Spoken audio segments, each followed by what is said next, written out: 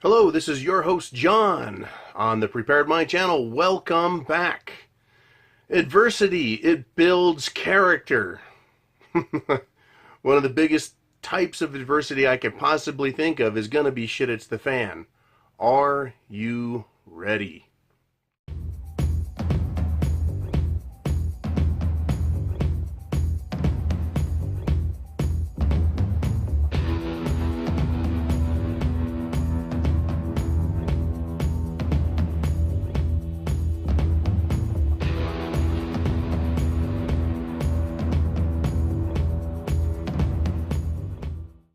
Okay, adversity. It's going to be a huge part of shit hitting the fan.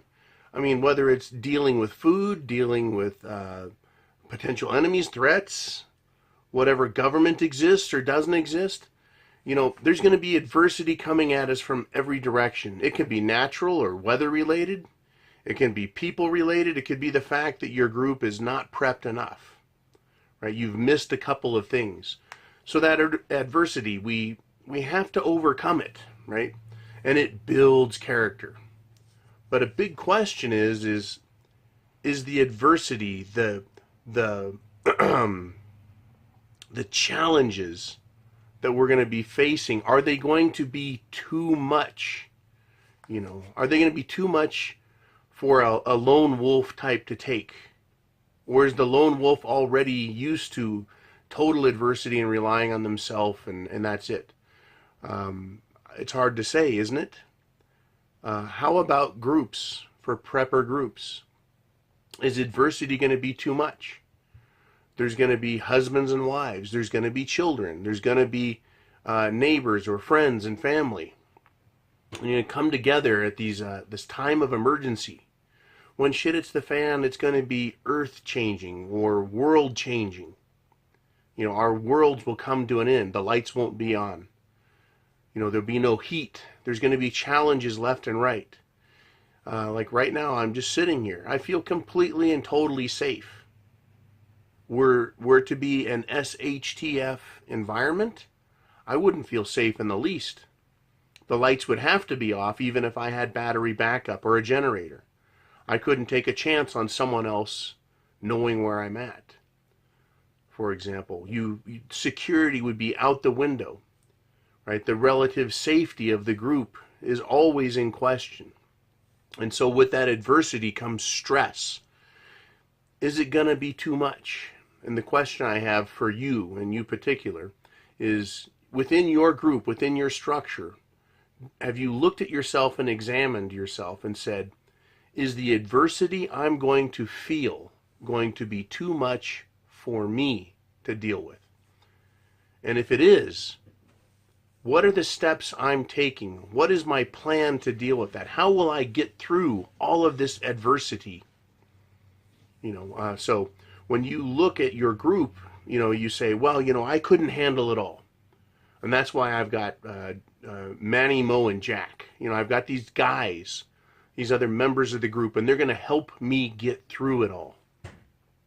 I'm going to have to rely on them because Manny's good at this and Mo is good at that and Jack has got this other thing covered. And, they're actually also counting on you, right? There's something that you're doing, something you're bringing to the group. But everyone is going to face this adversity. They're going to feel it. They're going to understand it. I'm sure there'll be a desire to forget about it. But how do you deal with it? What are the ingredients to dealing with adversity? I think one of the key components, and again, this is going to be something you have to think about for yourself and you have to think about for your group, because it's going to happen. There's going to come points where it's too much. In the military, people break down. They can't handle it. They collapse. They just stop working. It's a form of shock. It's a form of shock. So how do we deal with it? These are some big, important questions for you to look at. When faced with adversity, some people become more determined. Have you met people like that? Where they've just been served a big steaming pile of crap to deal with, and they just look at it and they're like, I can deal with this, and they attack it. And other people become discouraged and they just throw their hands up and they go, this is too much, I can't handle it. You know, when you look at yourself, are you that guy? Are you the one that says, yeah, no problem, I'll take this shit on? Or are you the person that just gives up? Now, I have to believe that as preppers, we're more of the determined type, right? We've looked out at society. We've looked at all the problems, all the economic stuff, all the diplomacy failures. And we go, you know what? That's a problem, but this is how I'm going to deal with it. I'm going to be a prepper, right? I'm going to have food and shelter and water and clothing, medicine. I'm going to have a plan. I'm going to have some defense, right? You become more determined, right? But the discouragement that comes from repeated trauma, repeated failure, can cause you to give up. So how are you going to deal with that? Let's just pretend it's not you that we're dealing with. How are you going to deal with it when it comes to a spouse? I mean, you can't go to the movie Airplane where everyone just lines up and starts slapping everyone. You can't do that, right? What are the forms of encouragement? How are we going to do that? Well, I think that psychologically, things familiar, creature comforts help people relax, help them get a pardon, at least a temporary pardon from the stress of the adversity. With children, of course, I've recommended in the past having books. And I know it seems silly, but having some books, something that they've read before and is familiar. Having candy or chocolate for them, something that reminds them of good times. As adults, what do we need? You know, we're just like everyone else. We need laughter. We need some form of escape. That's why I do recommend having whatever your version of alcohol is, whether it's scotch or vodka or beer, having a supply of that. Not to be drunk, right? Not to get inebriated, not to get, blasted out of your mind, but enough to have a drink to help you relax, to just get some distance from the crap that's going on. And I can't believe that when shit hits the fan, it's going to be 24/7, 365 people trying to kill each other. We'd all be dead in a week. So there is going to be downtime, and during that downtime, we're going to need to get some recovery time, right? And I don't think it has to take hours and days. There's no R&R trips to Hawaii, but adversity, it can be overcome, right? And shit at the fan is going to be full of it. So, how do you deal with it? When you start to feel discouraged, how do you tilt it the other way? And knowing that there's 16 different basic personality types, everyone's motivated by something different. So I strongly recommend that you learn the personality types of your family, people in your group. Understand, talk to each other ahead of time and say, what motivates me? So that you understand each other. You can find out from them what gets you guys down, what drags you down, right? I do know that the other men in my group that have children, they are very persuaded. They are encouraged to a great degree to defend their sons, to defend their family members. That's what motivates them and drives them, right? So the bigger a threat that comes along, I'm imagining that's going to be a huge motivator. It's going to be one hell of a shit show, and we're all going to have front row seats. So there's more to look at than just that, though. To deal with all of the challenges that is going to come when shit hits the fan. It's going to take more than just food. It's going to take more than just water and medicine and those physical things. What are these other parts of the situation, the adversity that's going to that we can talk about, that we can discuss? Can we develop them, or will they develop as shit hits the fan? So you take the concept of experience. A lot of people have military experience, and they can draw on that training, that field experience. Is that going to be invaluable, or is that going to be a hindrance? For me, in my case, I like to think it's going to be invaluable to draw on that experience. Having done things like dealing with emergency situations as a professional, that's good experience to have. Working in leadership roles, that's good experience that'll help put together your team and help everything coalesce. But adversity is one of those elements that breaks people down. It drives them to their breaking point. So is experience enough to keep people from just coming apart at the seams? How about something like faith?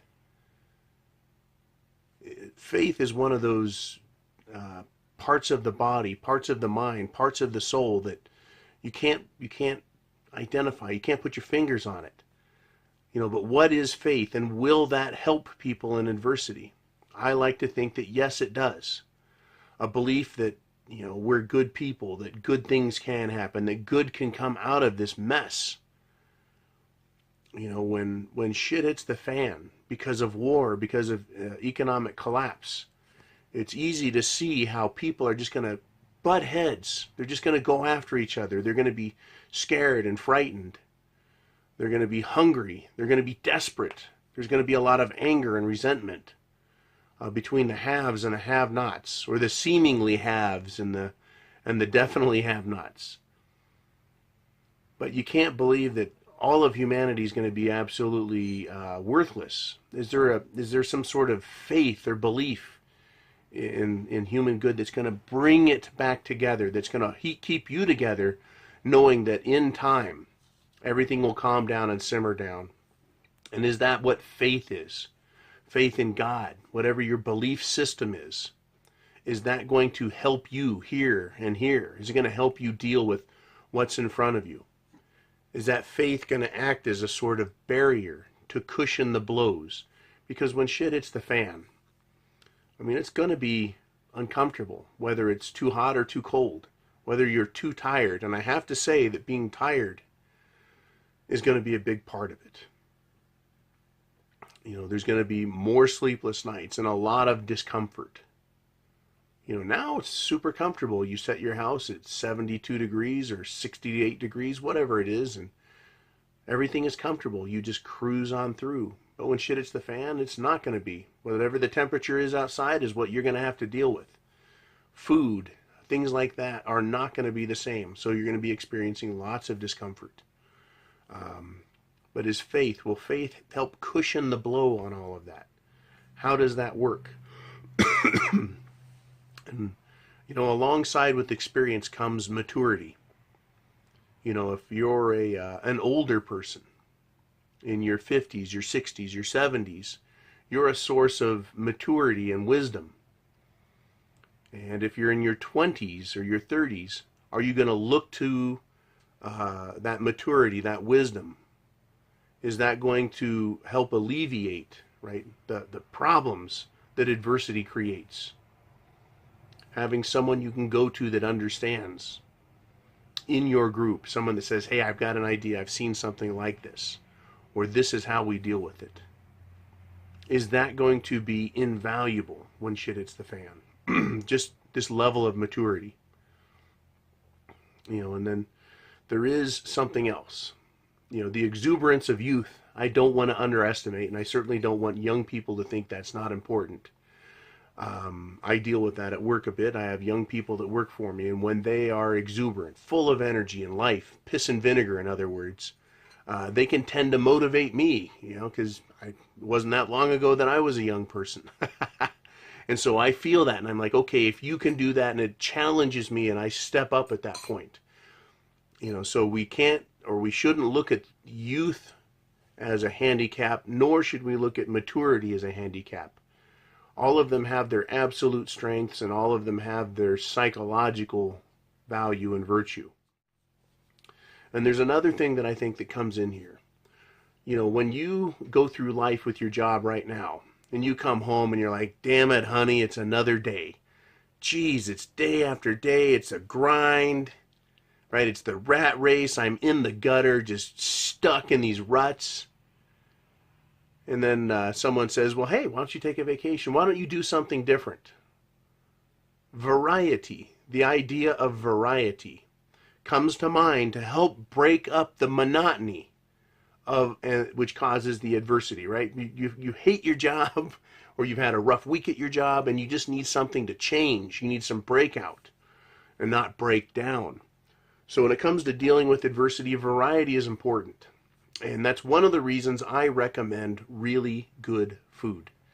Someone says, man, it's been a rough week of shit, it's the fan, what do you want to do? Well, let's go up to the lake and do some swimming. You're not going to be able to do that. Right? Well, let's go catch a movie. Not going to happen. How do you get that adversity? Right? Or I'm sorry, variety to break up the adversity, to help everyone relax. Right? Some variety in activity. Food is a huge one. Quality food. Not having beans and rice, beans and rice, beans and rice every day. You're going to need meat. You're going to need other forms of food that are different. Get some variety in your food storage. Critical in dealing with the adversity. Because if you think about it, you've got adversity out there, right? It's out behind you. It's around you. That's other people and their problems. And you could deal with that as long as you're good in here. See, this is where adversity gets us. It's our minds. Right? If you get trapped in your head and you can't deal with it, right? You're trapped. That's adversity. That's what it does. It surrounds you and blocks you in. Right? So you've got to free your mind so your ass can follow. Right? So that's what we're talking about, is how to deal with adversity, the struggles out there. We can have people help us.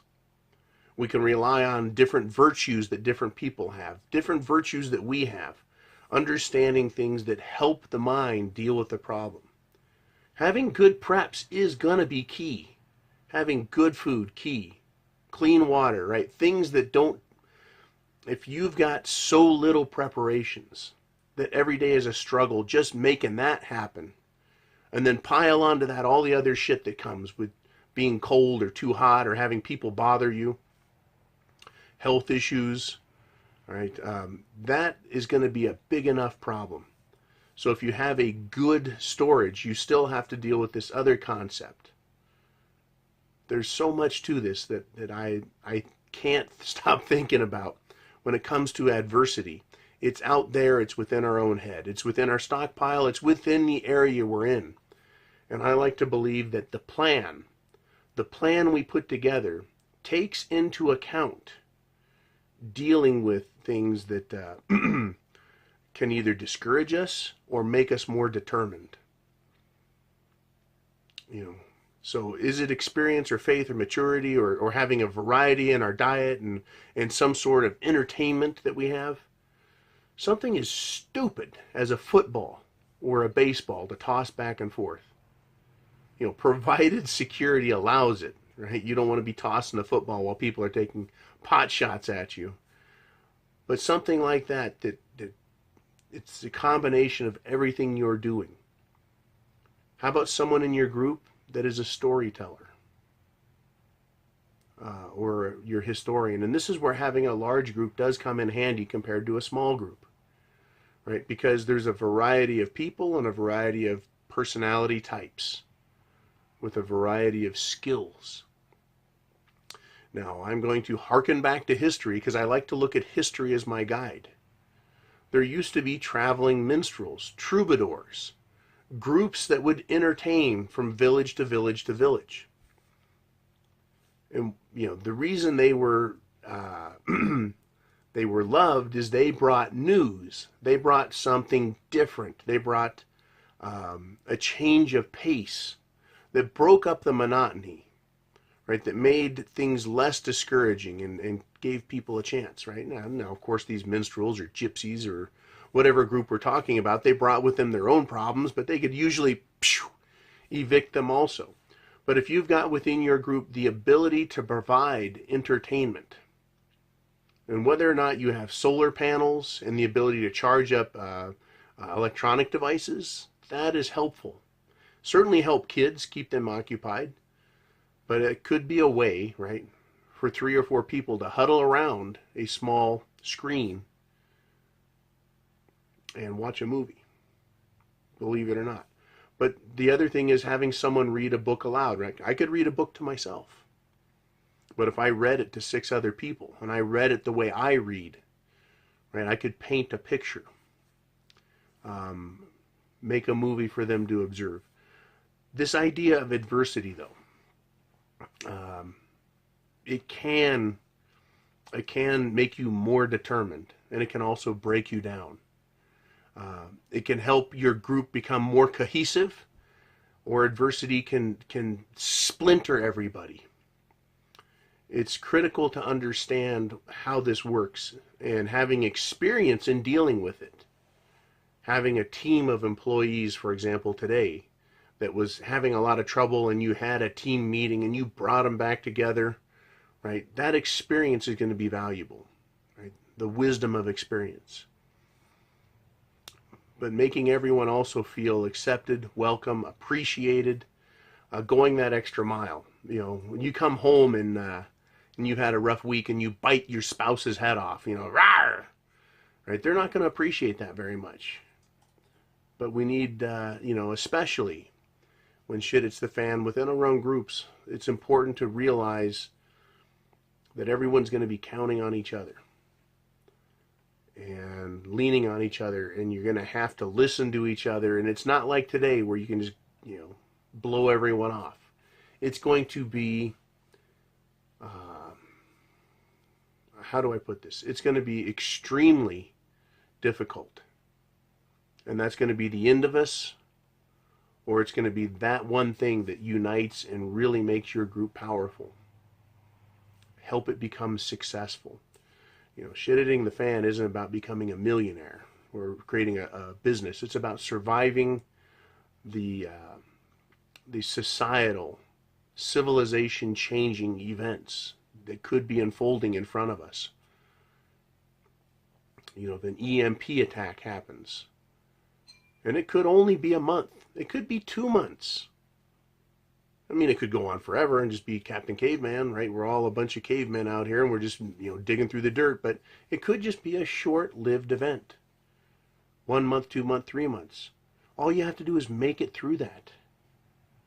And you can imagine, I can anyways, how successful everyone will feel having made it through that. You know, it reminds me of, never mind, I won't go there. But having made it through that, and you get to the other side and you're like, holy shit, that was incredible. All of those terrible experiences and things you saw and smell and had to do, how uncomfortable and painful, but now things are going to get better, right? Shit hits the fan, I hope ends. But the adversity that comes, we want to make sure that we're looking at it to help us become more determined. That we're going to help each other through it. That at some point in the middle of it, right, we stop worrying about everyone else and we start focusing on helping everyone else. Adversity builds character. And it's going to take our experience, and it's going to take some variety, it's going to take some exuberance of youth, and it's going to take some maturity and wisdom. It's probably going to take a lot of faith. Is there a way to practice all these things? To get a feel for it? And the answer is yes. And we've talked about this a little bit in the past. Take a camping trip. And don't bring any water. Turn the power off at your house. Right? Everything but your refrigerator. And then don't eat any of the refrigerator food. You have to use your food preparations. No television sets, no entertainment. Just stare at your family for 5-6 hours in a room and see how long you last. Right? See what comes up. See how people behave. Maybe you should do this with your whole group. Your whole group should take a camping trip. Some people it's easier than others. Some people, groups are already families or cohesive units. Other people, it's going to be complete and total strangers that are coming together. And they're going to have to be very flexible, very understanding, and also have their individual understanding really good so that they can focus more energy on the rest of the group and understanding them. There's a lot of challenges to think about. There's going to be a lot of adversity. And I wish there was a book. And maybe you guys, and this is where I'm going to lean on you. If there are books that cover this sort of information, put your recommendations down below. All right, I've read lots of fiction, lots of nonfiction. I've spent hundreds of hours in psychology books, and I'm going to count on that experience of mine when shit hits the fan to get through it, right? To help my group get through it. You know, we're all going to have to make a lot of sacrifice and understand everyone else is suffering as well. That's what adversity does. And when you get through it and you get to the other side, it's a feeling like you can't imagine. And I'm hoping we don't have shit hits the fan, that it can be avoided altogether. As I've said, though, in the past, I think we're going to have shit hits the fan light, so we need to be prepared for this adversity. And it's not necessarily out there. A lot of the adversity is going to be right in here. Can we handle it? Will you break down? You know, will you break down, or will you become determined and built up? You need to do a lot of self-assessment for this, as well as assessing others in your family, your group, etc. You know, and if you're the leader or one of the leaders, you're going to need to be a pillar, right? A rock that everyone can count on. You're the foundation of the group. And you won't be allowed to break down or become discouraged. And if you're a leader, you already know that and understand it. And I'm sure that shit hitting the fan is going to test everyone's mettle. So you guys be cool. This is one of those psychological ones that I like to do, these prepper videos. I like the psychology of it, because that is where so much of the work is done, right? Because chance favors the prepared mind is yours. Godspeed to all, and I'll talk to you again soon.